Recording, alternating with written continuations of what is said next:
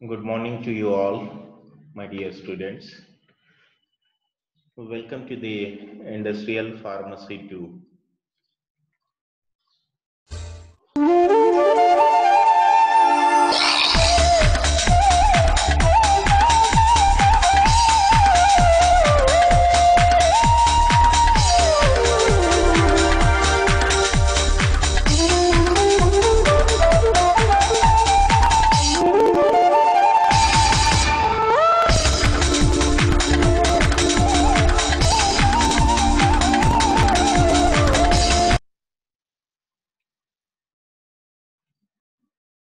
Today we will going to start new topic from Industrial Pharmacy 2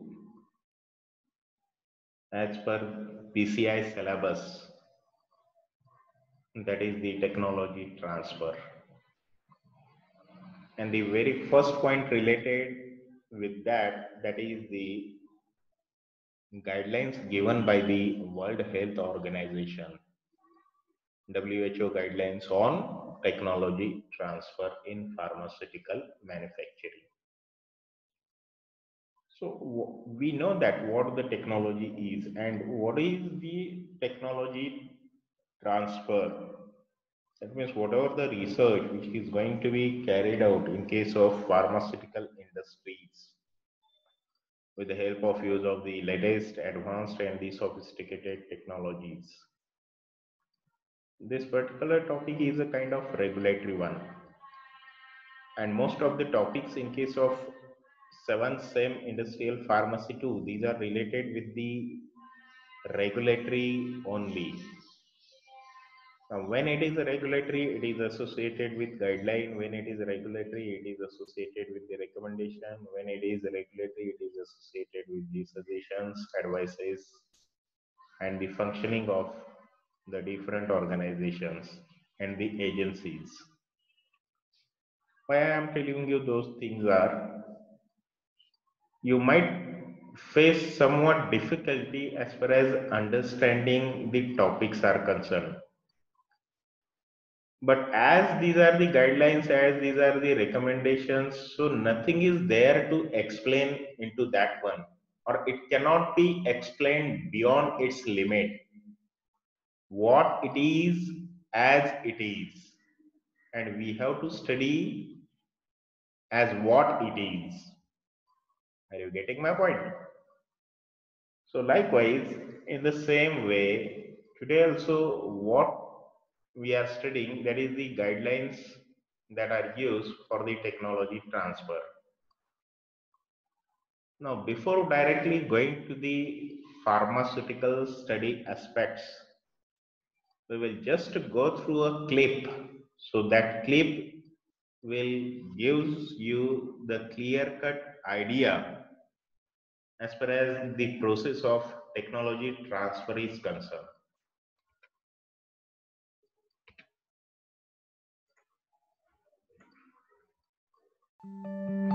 Yesterday, when researchers discovered new products, services, or technical solutions, they found a huge, wild, extensive land full of barriers to transform their discoveries to society. Today, improving our quality of life requires many different actors from various disciplines. In this new scenario, there is a key player, the CRG, with its TBDO, the Technology and Business Development Office, that provides the supports that channel your ideas and discoveries towards society, adding value through the process. As research is the first and most essential step of the CRG value chain, we aim you disclose every brilliant idea or project you have to the TBDO to secure the intellectual property protection. Our experts will assess various aspects: intellectual property protection strategy, market potential and competition, explore the best potential business model, suggest ways to add value and validate your ideas through proof of concept experiments, help you obtain financial support for validation, draft a commercial pathway, and expose your ideas to industry, investors, and entrepreneurs. The objective is to help guide your innovative ideas through the validation process by providing a commercialization pathway based on the team's assessment and their contact with different stakeholders, entrepreneurs, pharma, and biotech experts, investors, etc. There is a high failure rate, but TBDO will strongly support you to overcome it. Our experts will identify the key validation experiments, provide management backup and help to obtain the financial solutions for development. We will also be on your side to guide you and your project, whether your invention deems to be a license to a company or if instead you see yourself as an entrepreneur. For example, by gaining value through sponsored research collaborations or by stimulating innovation and entrepreneurship within the CRG community. The TBDO encompasses a multidisciplinary team that will help to achieve your goals. We serve as a link between scientists and their science and the market, focusing on uncovering potential inventions embedded within CRG and channeling them accordingly towards its most useful situation, and therefore contributing to our socio-economic welfare, transferring the knowledge of your discoveries to society.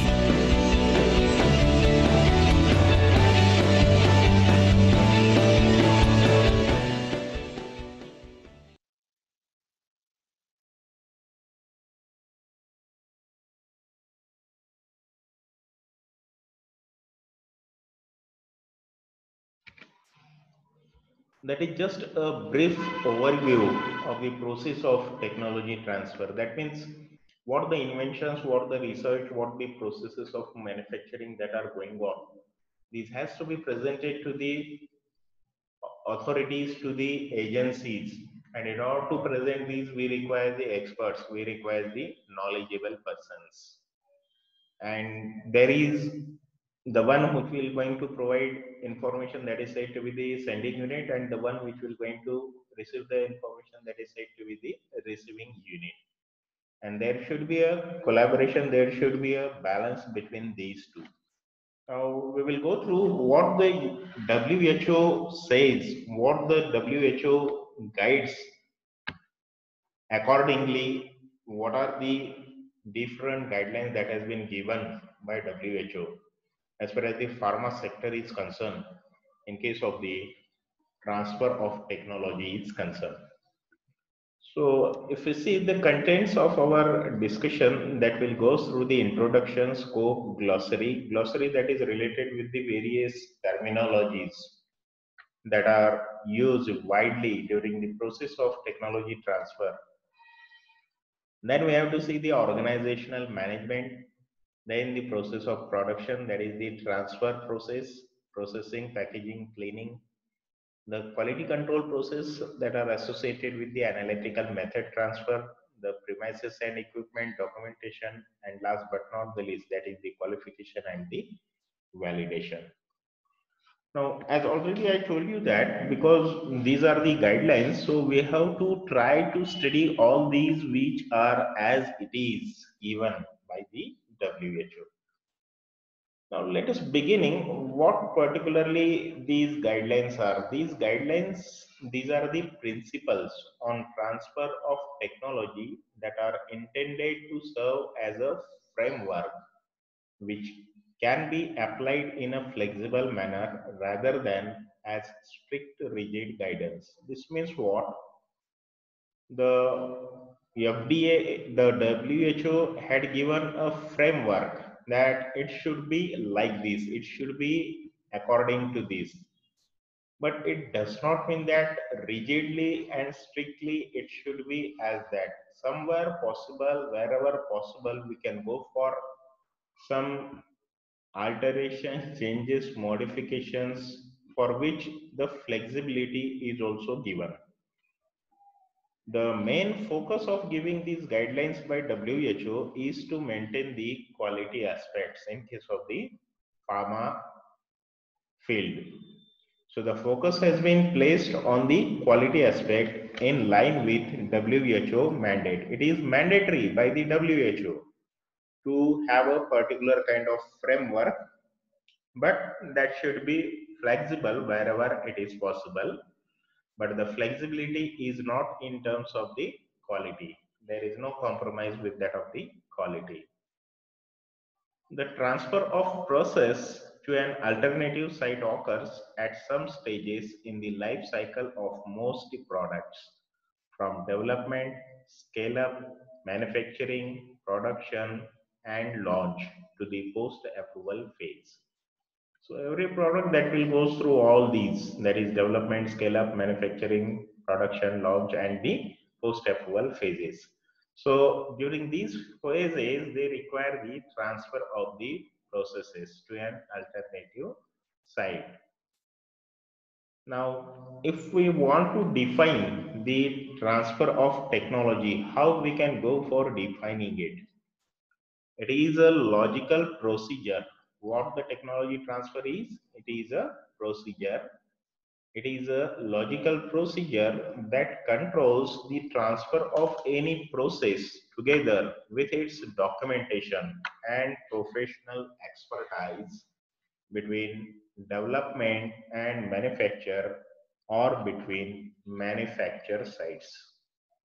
We had developed a formulation, we had developed a product, and we want to manufacture it. At that time, there is a need to have the technology transfer. The what technology we had developed at lab level, at pilot level, we want to implement, we want to install it at manufacturing level. So all the procedures that are related in terms of controlling the transfer of any process with its documentation and professional expertise. We require the experts from the different area. We require expert from account, we require expert from biotechnology, we require expert from anatomy, we require experts from physiology, we require experts from the biochemistry, from large number of area. We require expert from engineering, right? So the control of all these processes and its documentation between what? Between development and manufacture, or between manufacture side. If two different sites are there where manufacturing is occurring, so between these two, they should run parallelly, right? So that is what is the transfer technology and its definition. It is a systematic procedure that is followed in order to pass the documented knowledge and experience gained during development and or commercialization to an appropriate, responsible, and authorized party. Right? It is this systematic procedure that is followed in order to pass the documented knowledge. What is the knowledge? What is the ideas? Whatever the hypothesis we made, we want to bring these into reality through our experience. Technology transfer embodies both the transfer of documentation and the demonstrated ability of the receiving unit.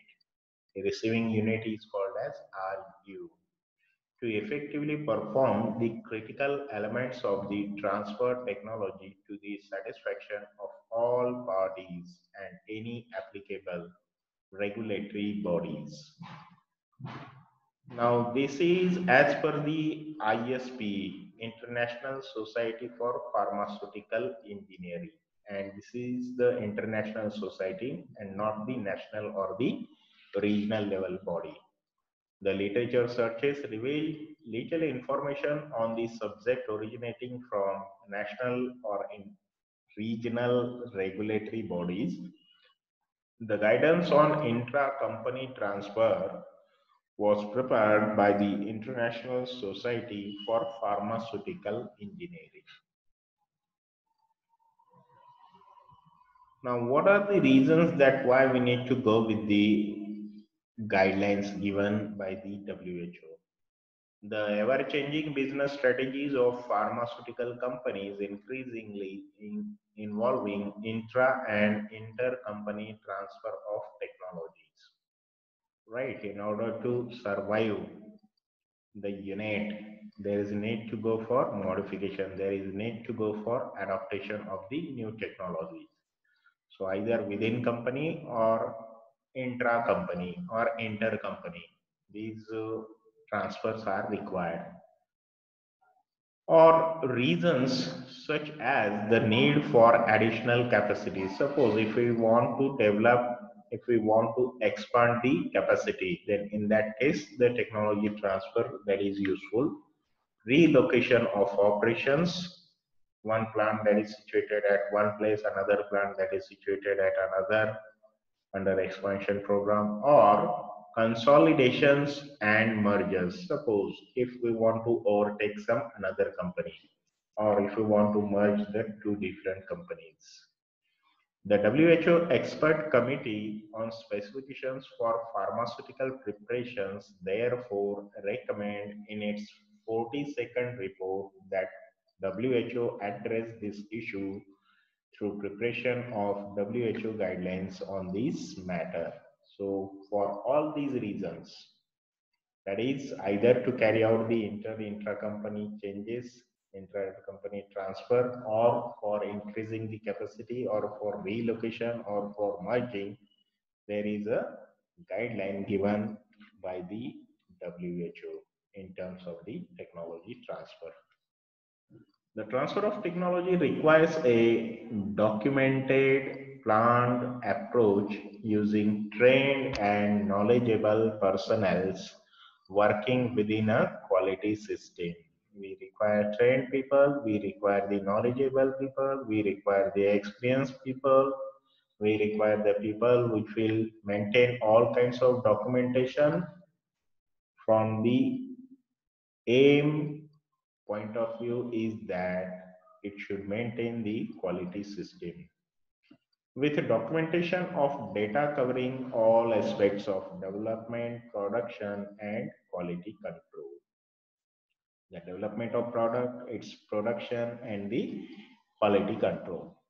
Usually there is a sending unit, SU, a receiving unit, RU, and there is a managing unit in the process, which may or may not be a separate entity. Sometimes it might be a company itself, sometimes they might go for hiring some outsource agencies. For contract manufacturing, please see the GMP guidelines, good manufacturing practices.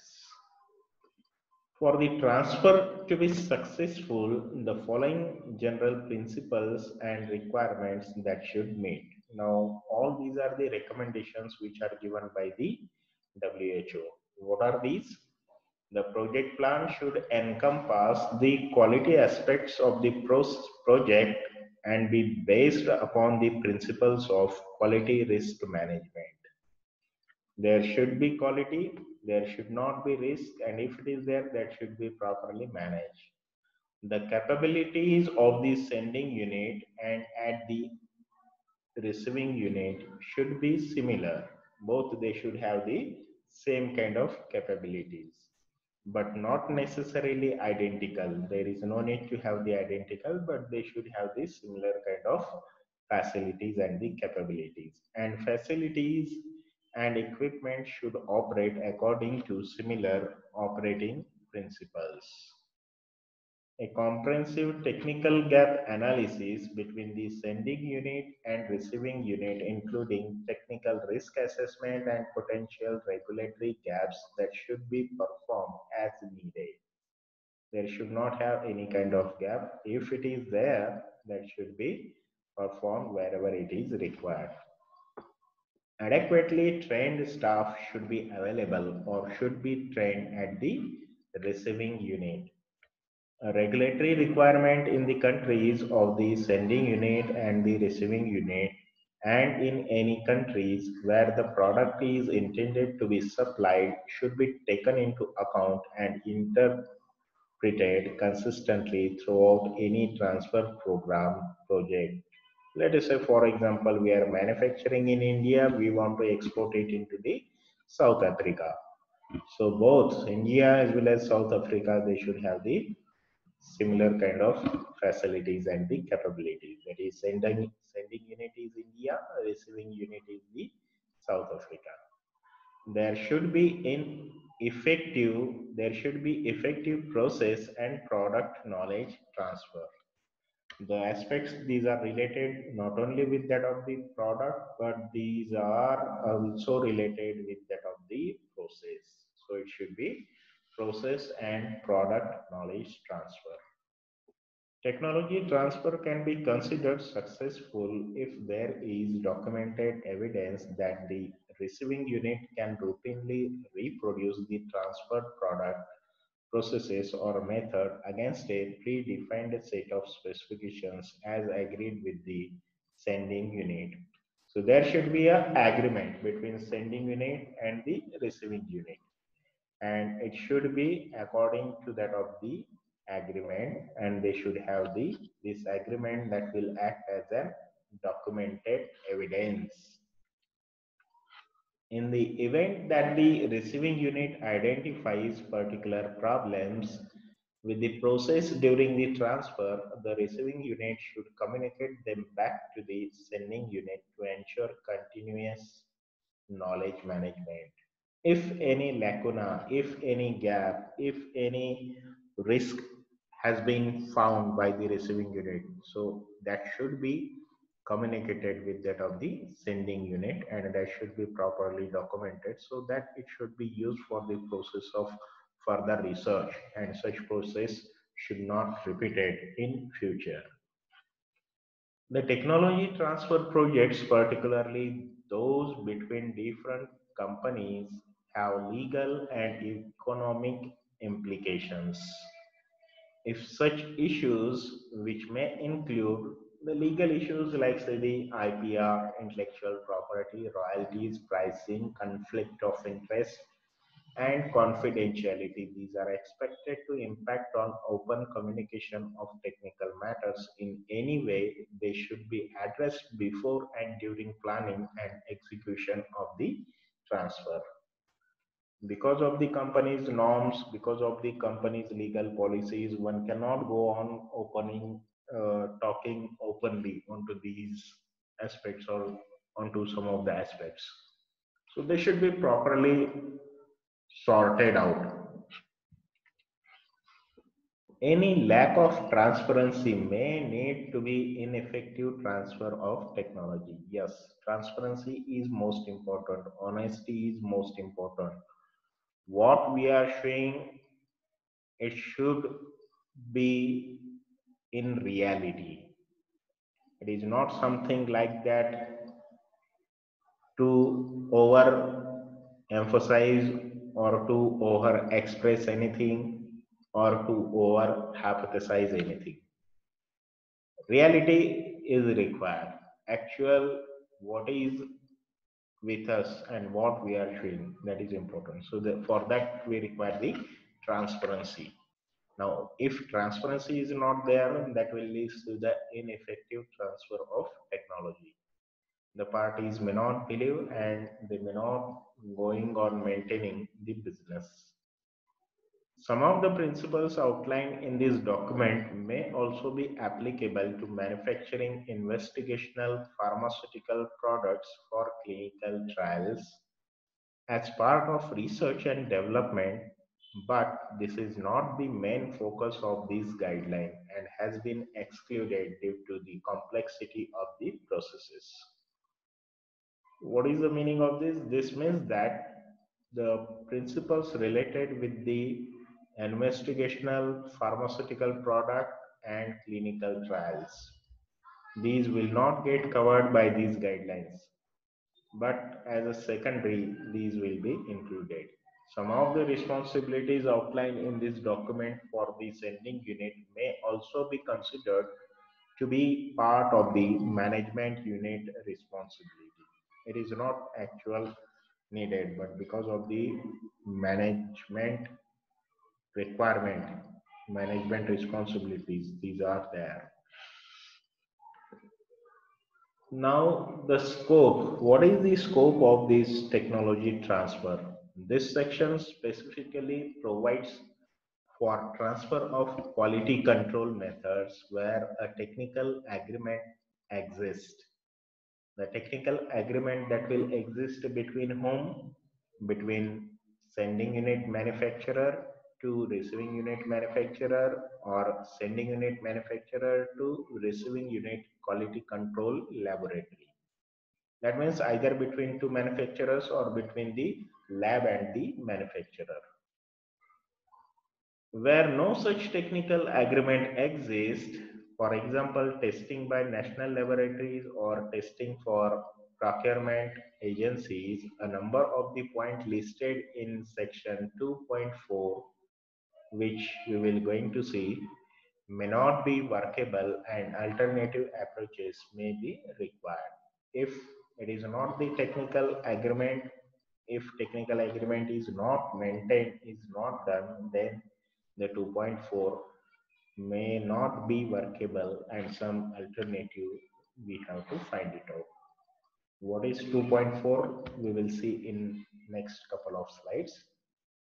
The 2.1, that is the scope associated with this technology transfer. This document gives guidance in principle and provide general recommendations on the activities necessary to conduct a successful intra or inter-site transfer of technology as described in the introduction to these guidelines. So 2.1, that is associated with the principle, it is associated with the general recommendations which are related with transfer of technology. The intention is to address the basic considerations needed for successful transfer in order to satisfy the regulatory authority defined for the transfer process. The 2.2, it is associated with the scope of guideline. The guideline will be applied to manufacturing active pharmaceutical ingredients like APIs, manufacturing and packaging of bulk material, manufacturing and packaging of finished pharmaceutical products, and or performing analytical testing.